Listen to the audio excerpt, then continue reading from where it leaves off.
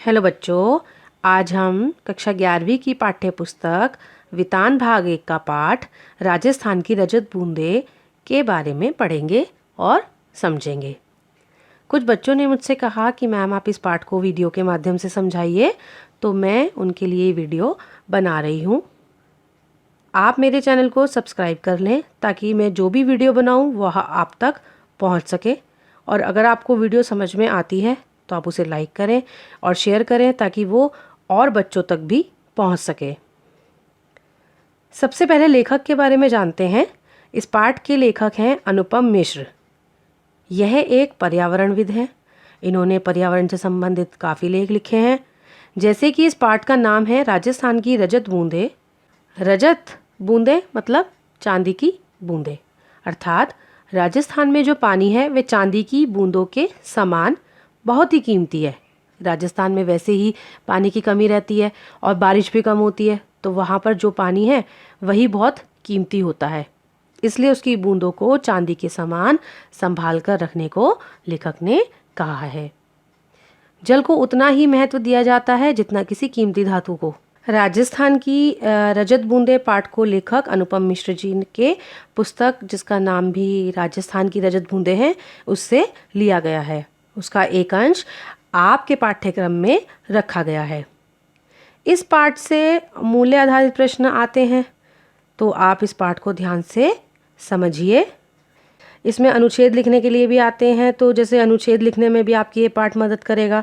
जैसे जल से संबंधित अनुच्छेद होते हैं, जल संरक्षण, जल के महत्व, जल ही जीवन है, जल प्रदूषण आदि। इस पाठ को मुख्य बिंदुओं के द्वारा आसानी से समझा जा सकता है। पानी की कमी को इस पाठ में बताया है। इस पाठ में यह भी बताया गया है कि राजस्थान में पानी की कमी से जूझते हुए लोगों ने यह उपाय निकाला कि बारिश के पानी को इकट्ठा करने के लिए कुएं का निर्माण किया और उन्होंने जगह बनाई जहाँ की धरती में खड़िया मिट्टी की पट्टी होती है। और इस काम को करने वाले लोगों को चेलवांजी या चिजारो कहा जाता है। ये इस काम को करने में बहुत कुशल होते हैं। उनका काम जो है वो चेजा कहलाता है। जब कोई खोदी जाती है तो उनका गांव में बहुत सम्मान होता है और हर जगह कोई नहीं खोदी जा सकती। इनके निर्माण पर स्थानीय ग्राम पंचायतें आदि उनका अंकुश लगा होता है। तो इस तरह हम कह सकते हैं कि पूरा पाठ इन्हीं बिंदुओं के इर्द गिर्द सिमटा हुआ है। तो आइए इस पाठ के सार को इन्हीं बिंदुओं के ध्यान में रखते हुए इस पाठ को हम समझते हैं। इस पाठ में कुएं का जिक्र हुआ है। कुएं का अर्थ है छोटा सा कुआं। सामान्य कुएं की तुलना में इसका व्यास बहुत कम होता है, लेकिन इसकी गहराई लगभग एक समान होती है ना। मतलब जैसे बड़ा कुआं होता है उसी के समान इसकी गहराई होती है, लेकिन बस इसका व्यास जो है वो कम होता है। कुआं भूजल पानी के लिए बनता है और कुएं जो है बारिश के पानी को संग्रहित करने के लिए बनाई जाती है। तो मरुभूमि में रेत का विस्तार और गहराई ज़्यादा होती है। वर्षा होने पर जो पानी है वो भूमि पर पड़ते ही रेत में समा जाता है। जहाँ कहीं कहीं रेत के सतह के 50-60 हाथ नीचे खड़िया पत्थर की पट्टी चलती है। कुएं में पाया जाने वाला भूजल पीने लायक नहीं होता क्योंकि वह खारा होता है।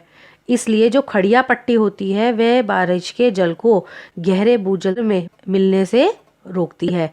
ऐसी स्थिति में उस क्षेत्र में बरसा पानी भूमि की रेतीली सतह और नीचे जल की पथरीली मिट्टी के बीच अटककर नमी की तरह फैल जाती है और मरुभूमि में रेत के कण के समान रूप से बिखरे रहते हैं। पानी गिरने पर ये कण भारी हो जाते हैं पर अपनी जगह नहीं छोड़ते। तो जो अंदर समाया हुआ जल है, बारिश का जो पानी होता है, वो अंदर ही अंदर रहता है और इस हिस्से में बसी बूंदों बूंद रेत में समाकर नमी में बदल जाती हैं। और ये जो समाई हुई नमी है बूंदों में बदलकर धीरे धीरे रिसती रहती हैं और कुएं में पानी जमा होने लगता है। तो ये सारा काम होता है कुएं का। इस तरह से बारिश के खारे पानी को अलग करके अमृत जैसा मीठा बनाया जाता है, तब ये पानी हमारा पीने लायक बनता है। अब पानी को जो है वो 3 रूपों में बांटा गया है। पहला है पालर पानी, दूसरा है पाताल पानी और तीसरा है रेजानी पानी। तो क्या होते हैं सब, मैं आपको ये बताती हूँ। जैसे पहला है पालर पानी, यानी सीधे बरसात से मिलने वाला पानी। या धरातल पर बहता है और इसे नदी, तालाब आदि में रोका जाता है। पानी का दूसरा रूप है पाताल पानी। यह वही भूजल है जो कुओं में से निकाला जाता है। पालर पानी और पाताल पानी के बीच पानी का तीसरा रूप है रेजानी पानी। यह धरातल से नीचे उतरा लेकिन पाताल में नहीं मिल पाता। रेजानी पानी खड़िया मिट्टी के कारण पाताली पानी से अलग बना रहता है। इस पट्टी के अभाव में ही रेजानी पानी खारे पाताली पानी से मिलकर खारा हो जाता है। इसलिए इस पानी को समेटने के लिए कुएं का निर्माण किया जाता है। कुएं का निर्माण करने में बहुत मेहनत लगती है। चिज़ारों से अगर खुदाई के काम में ज़रा सी भी गलती हो जाए या ज़रा सी भी चूक हो जाए तो उनके प्राण भी जा सकते हैं, क्योंकि यह 20-25 हाथ की गहराई तक जाते जाते एक तो गर्मी बढ़ जाती है, हवा कम हो जाती है और रेगिस्तान वैसे भी बहुत गर्म ही होता है, तो ये इनके लिए बहुत ही खतरनाक होता है। ऊपर से जो रेत इनके ऊपर गिरती है वो इनको थोड़ी बहुत राहत दे जाती है, क्योंकि रेत जैसे ठंडी होती है। तो कभी कभी कुएं बनाते समय ईंट की चिनाई से मिट्टी को रोकना संभव नहीं हो पाता। इसलिए क्या करते हैं लोग, लकड़ी के लट्ठों को नीचे से ऊपर की ओर एक दूसरे में फंसाकर सीधा खड़े किए जाते हैं। फिर इन्हें खीप या चग की रस्सी से बांधा जाता है। ये जो बांधते हैं ये कुंडली का आकार ले लेते हैं, इसलिए इसे सांपड़ी भी कहते हैं। तो यह बहुत ही कठिन होता है, तो इसमें कई बार कारीगरों की जान भी चली जाती है। खुदाई और चिनाई का काम कर रहे चिज़ारों को मिट्टी की खूब परख रहती है। खड़िया पत्थर की मिट्टी आते ही सारा काम रोक दिया जाता है। उसी पल नीचे धार लग जाती है और चिज़ारों ऊपर आ जाते हैं। राजस्थानी परंपरा के अनुसार कुएं का पूरा काम होने के बाद चेलवांजी का विशेष ध्यान रखने के लिए विशेष प्रकार के भोज का आयोजन किया जाता है। उन्हें विदाई के समय तरह तरह के उपहार भी दिए जाते थे। चिज़ारों के साथ गांव का संबंध यही नहीं टूट जाता, बल्कि साल भर के तीज त्योहार, विवाह जैसे मंगल अवसरों पर नेक और उपहार भी दिए जाते थे। फसल आने पर खलियान में उनके नाम से अनाज का एक अलग ढेर भी रखा जाता था। पर यह सब पहले होता था, अब ऐसा नहीं होता है। अब सिर्फ मजदूरी देकर उनसे काम कराने का ही रिवाज रह गया है। कुएं का व्यास कम होने के कारण इसे साफ रखने के लिए ढककर रखना आसान होता है। हर एक कुएं पर लकड़ी के बने ढक्कन से ढके मिलेंगे आपको। कहीं कहीं घास फूस की छोटी छोटी टहनियों से ढक्कन बनाकर उसका प्रयोग किया जाता है।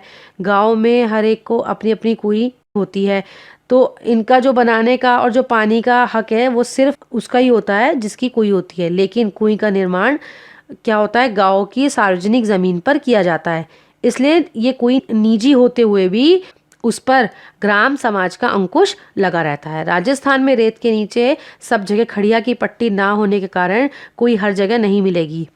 चूरू, बीकानेर, जैसलमेर और बाड़मेर में कई क्षेत्रों में यह पट्टी चलती है और इस कारण वहाँ गांव-गांव में कुइयां ही कुइयां पाई जाती हैं। इस प्रकार राजस्थान में कुएं खड़िया पट्टी के बल पर खारे पानी के बीच मीठा पानी देती है। तो बच्चों, इससे हमें क्या समझ में आता है कि राजस्थान में पानी को संजोकर रखने के लिए छोटी छोटी कुइयों का निर्माण किया जाता है, जिससे वह पानी आसानी से पी सकें। तो हमें भी इस पानी को बचा के रखना चाहिए, इसकी बर्बादी नहीं करनी चाहिए। ये बहुत कीमती है और आने वाले समय में अगर ये नहीं रहा तो जीवन भी नहीं रहेगा, क्योंकि आपने सुना ही है कि जल ही जीवन होता है। तो हमें इसे बर्बाद नहीं करना चाहिए।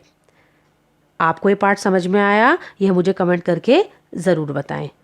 धन्यवाद।